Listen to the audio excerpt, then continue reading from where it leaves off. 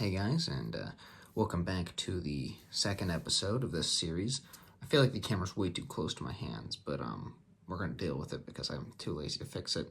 Today, we're doing the desert because I just learned how to do the sheep, and I'm still practicing, so whatever. So there's only one desert tile in the entirety of the map, so this is going to be a pretty short video here. Step one is to mix way too much paint like I just did. Just tan, we don't need any green. And what we're going to be doing is painting all the sides tan first.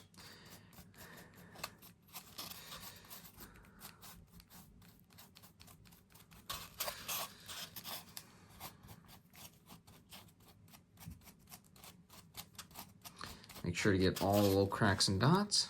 The reason why we're painting the sides tan is because this is more of a desert, so it'll look a little more natural than if we were to paint the sides green, which was what we did in the previous video for the forest tiles. See? Boom. Really quick, just like that. Now we're going to wait 20-30 minutes for that to dry. If you want, you don't have to wait for it to dry. I just find it easier to do the next step. If it is, great. I shouldn't have dropped that because we can just do our second step immediately after that. I'm making a little cut with it with my knife to pick it up. I'll just use the other side for the top. We're gonna grab another plate, move the paint out of here. All right, now I have these landscape rocks I got from Hobby Lobby, and they've got a bunch of little tiny ones, and they got some big ones. These are the same ones I'm going to be using for my mountains, so I don't want to use too many here, so I'm just going to open them up.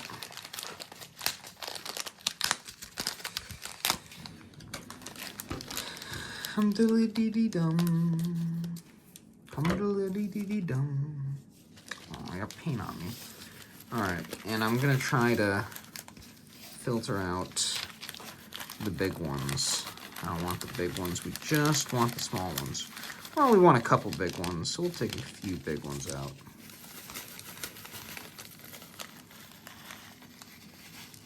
We're going to get a bunch of teeny tiny ones.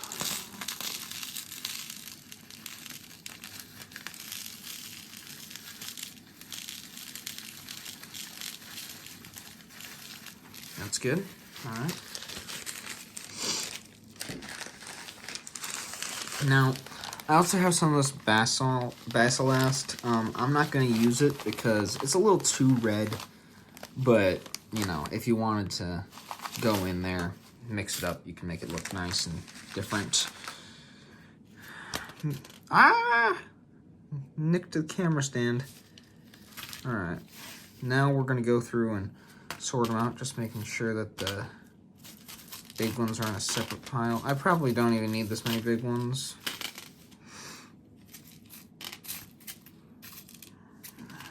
That'll be good.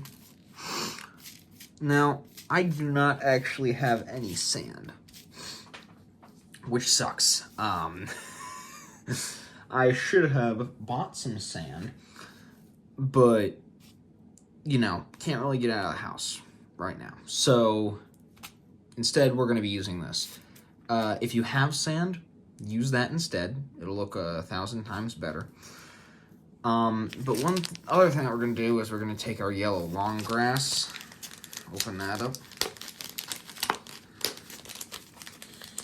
Ow, poked myself on a staple here. And you need hardly any of this, just, oh, that's all coming out. Just a couple little strands. That's a little more. It's likely all we need. Just set the rest to the side.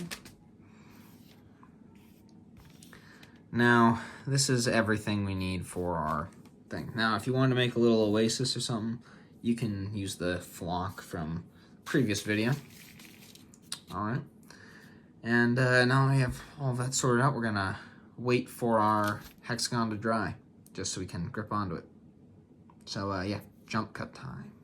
Next step, you need to get way too much paint again. And then you need your hexagon, which, gonna be honest, I have not let completely dry, but whatever, we can do it the hard way because it's late and I want to go to bed. So, take a bunch of that paint, just layer it on there. Now, if you want to, you can go in there and cut out little hills out of a second hexagon and let's just lay them on top. You know, to give the impression of dunes, but again, I want to go to bed. So maybe later, for the wool, when I have more time, I'll do some nice green grassy hills.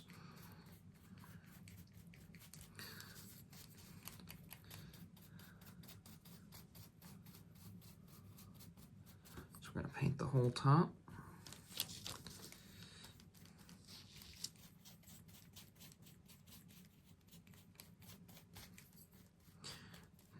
Hum-de-dum-de-dum. La la la.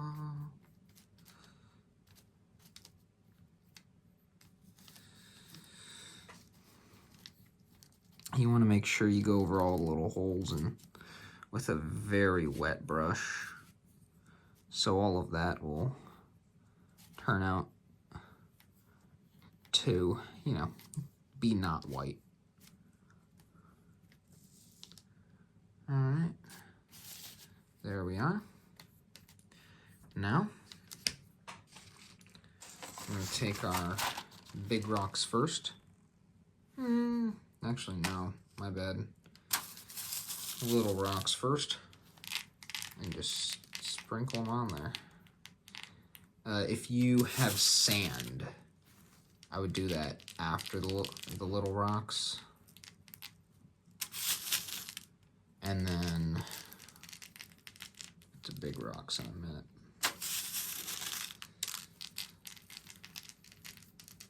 Make sure you get all the way to the edges. If you don't get to the edges, it doesn't look good. Just like what we did with the grass, except we don't need to be doing a bunch of layers.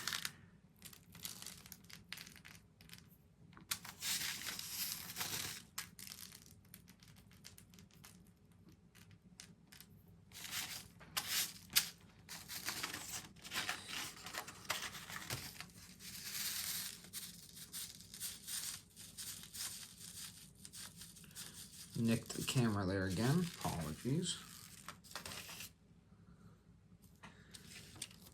Pouring the rest of the little rocks into my hand here off the side of the plate.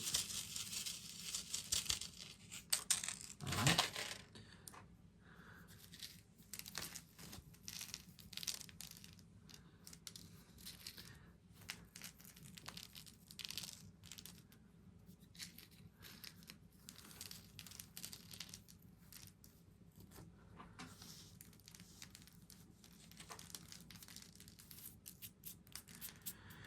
Give a little shake.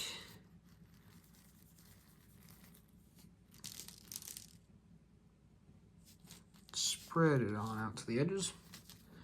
Realize that you just gripped wet paint.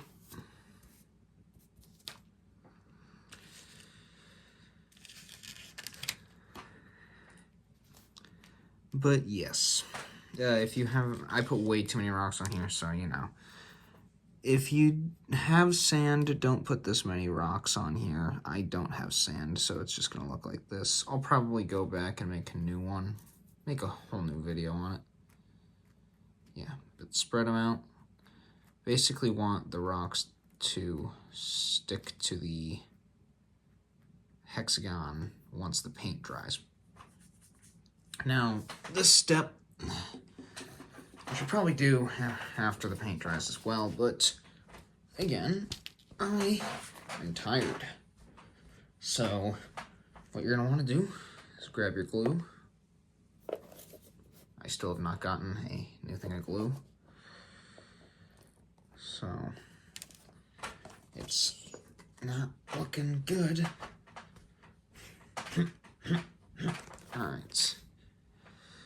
And just one dollop of glue on there. Spread them out.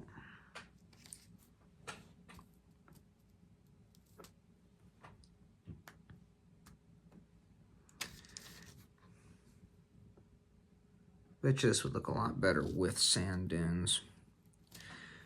Try to put them on the flatter spots of the hexagon, you know. Try to create as little empty space as possible. Kind of put those two rocks a little close to each other for my liking, but whatever.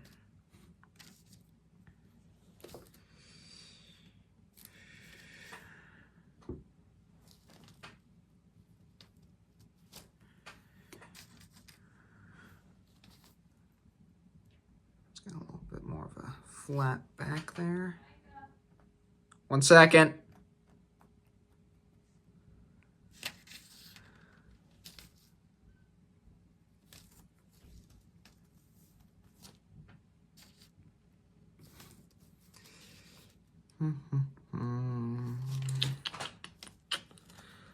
Pardon me for that.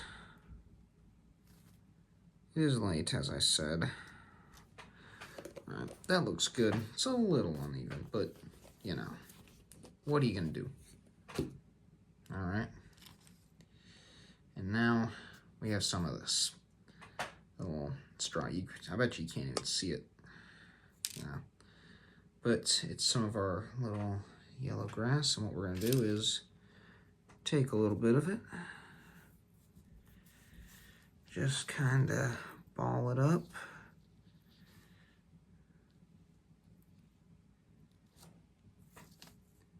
Stick it to the paint. If you can't get it to stick to the paint like that, then just feel free to use a little bit of glue.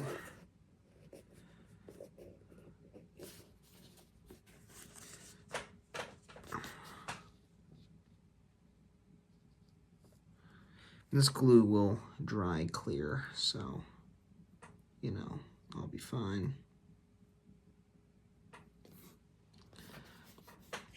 But you want little tufts of it.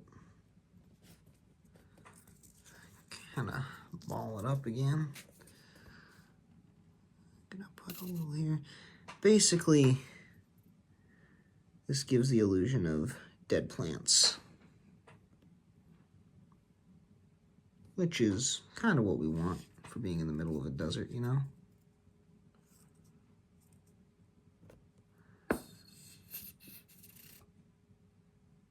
And last little bit up here.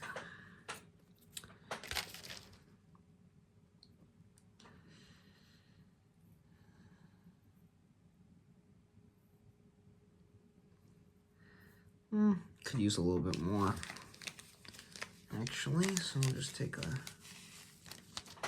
one more, a little bit from my very endless supply of this. Ooh, compacted this one really tight. That's a good one. Oh, I dropped it. There it is. Might stick out a little bit more, but, you know.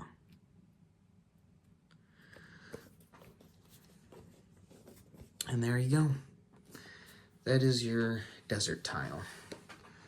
Again, if you have a actual substantial amount of sand, I recommend using that. But for what I have, I think I did a pretty good job. Once it dries, it'll look a lot better. So, yeah. Thank you all for watching, and I'll see you all in the next one.